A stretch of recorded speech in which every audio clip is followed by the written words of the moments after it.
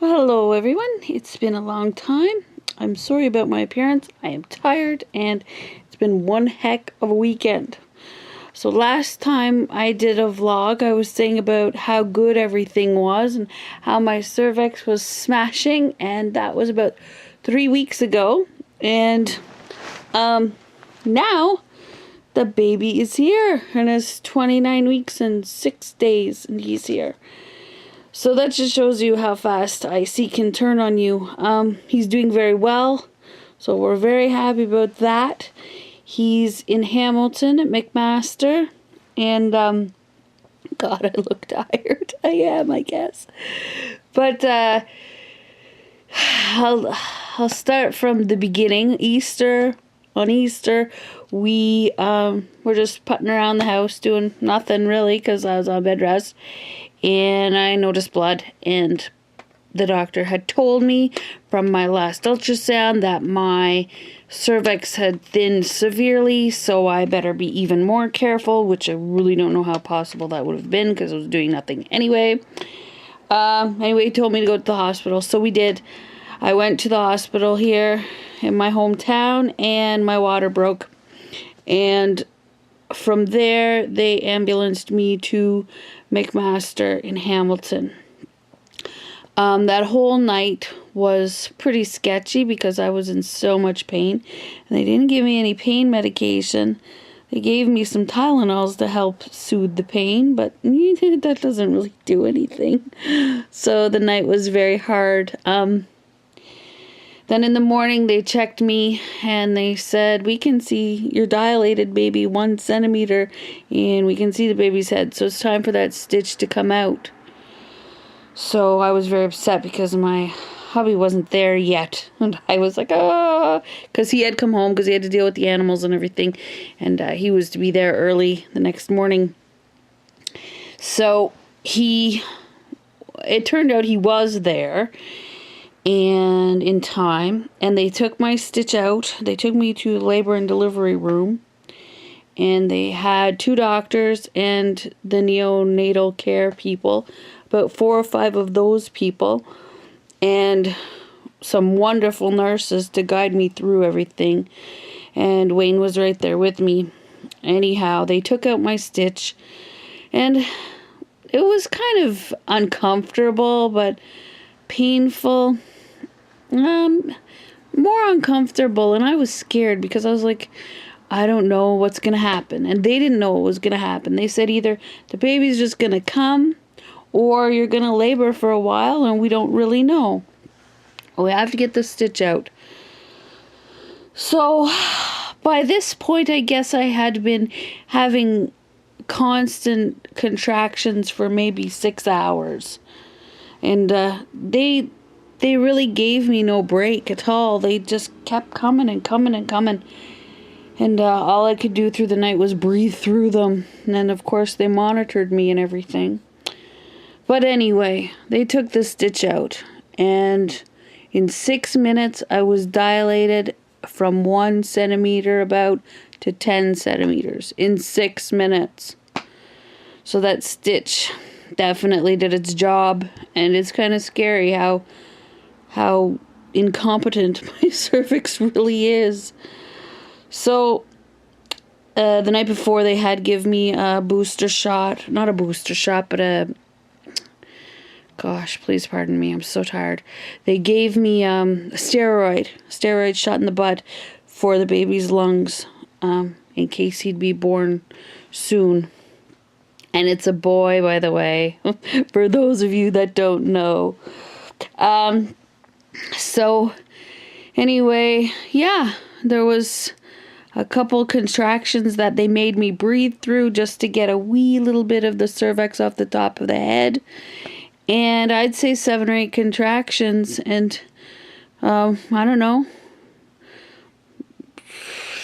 less pushes, and he came out. And he was crying and he was flailing a little bit. And everything was really relaxed, and they checked him out, and things went really well in that respect. He was, wow, He came out and he was 3 pounds, 12 ounces. Really close to 13 ounces. But, yeah. And all his vitals were great. He was breathing on his own. There was nothing alarming for a 29-week, 6-day little guy. And he could have waited one more day to be a 30-weeker, but no, he didn't want to. So April 9th is officially his birth date at 10:46 a.m. I think that makes him an Aries. I'm not sure.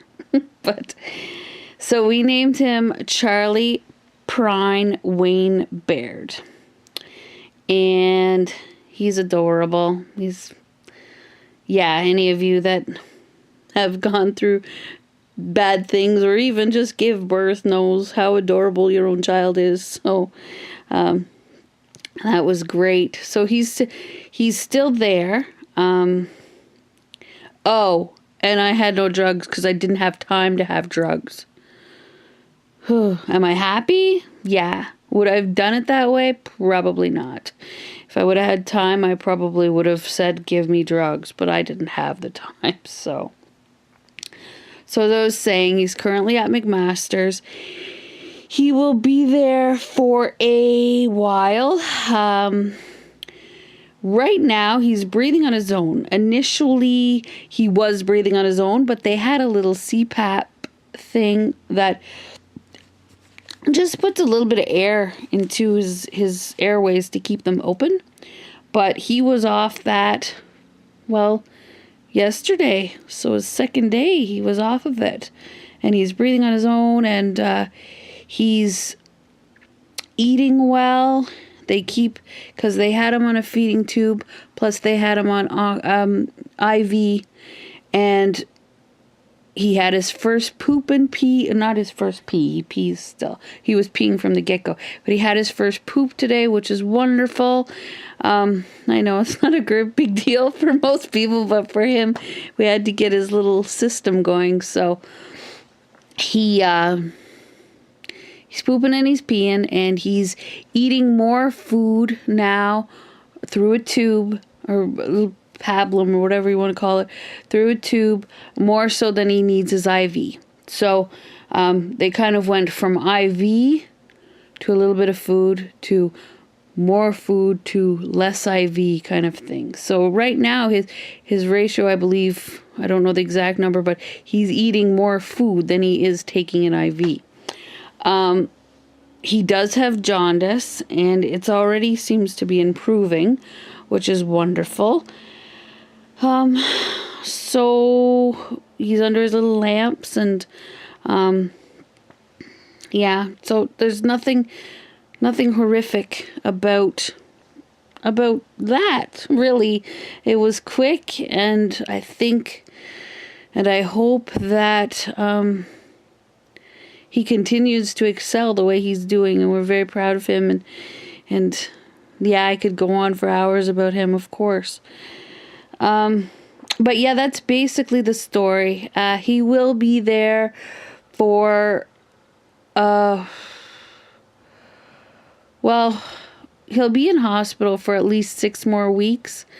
Whether he'll be in Hamilton for that long, we don't really know, because if he continues to excel and is eating well and they're not having any issues with him, they will send him to my hometown, and that'd be great, because right now it's an hour drive back and forth, which really, who cares? It's your kid. You're going to do whatever the hell you need to do. But he'll be closer to home, hopefully, sooner than we hope. No, that didn't sound very good, did it? But anyway, you know what I mean. He might be in town sooner than we had thought if things keep improving the way they are, which will be great, because it'll be great because I can see him like more so during the day and stuff. But as of now, we're going every day to see him.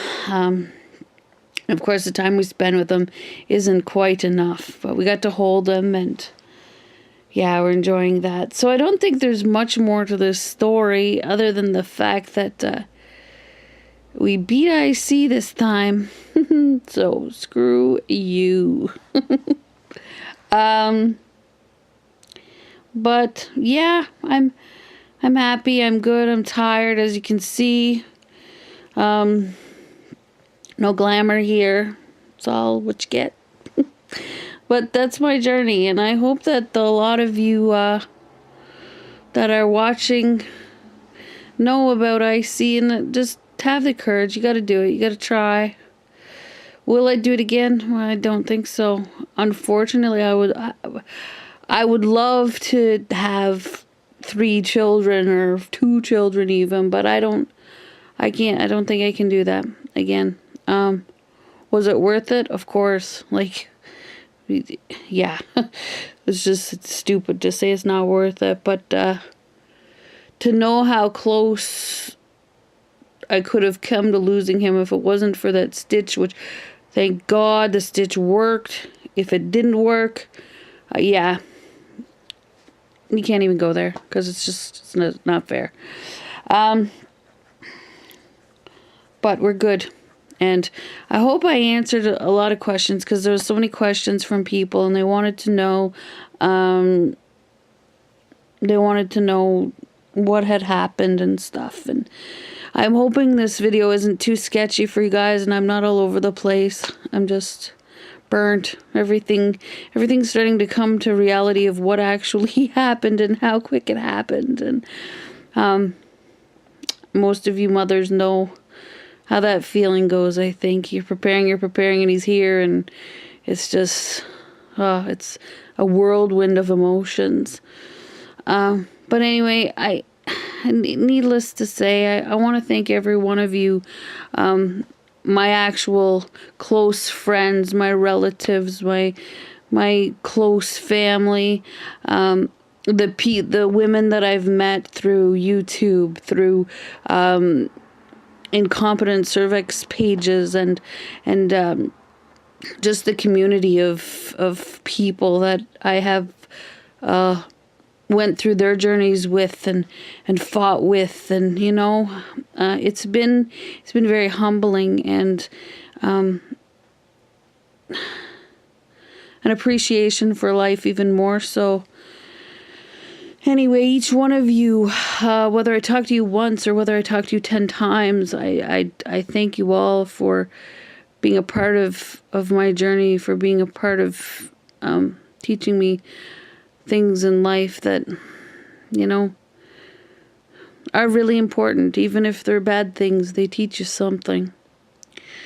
But yeah, so that's about all I have to say. I don't think there's much more of the story. I hope his journey gets better and he starts growing, and it's gonna be fun. It's gonna be with a lot of blessings, and I know hardships as well. It's gonna be a good road. And I'm thankful, and that's really all I really ever wanted, really. So, it's good. But guys, I gotta go to bed, because soon I'm gonna be snoring, and you're all gonna be like, yeah, okay. But don't be jealous of my hair or anything, because, I'm hot, and I know it. I'm sexy, and I know it. But anyway, I love you all, and I thank you. And there's been quite a few of you who want to send presents and things like that, and I will get you my address and things, but I want you to know that that really isn't important to me. What is important is, who you are, all the people that were there beside me, listening to me, wondering how I was, and things like that. That's all I want, and that's all I really need. And yeah, I could go on forever about that too. Anyway, guys, it's time for me to go to bed. I have to pump. Oh, that's fun. Whole different story, isn't that? Anyway, thank you, and I will be putting out a video, of course, bragging about him and showing him off and things like that when he's home. But for now, you probably won't hear from me for a while. I got a lot of organizing to do because of bed rest. But anyway, I'm babbling again. So take care, everyone, and hope I answered all your questions. And I hope you're all blessed with something very special. Good night. Bye.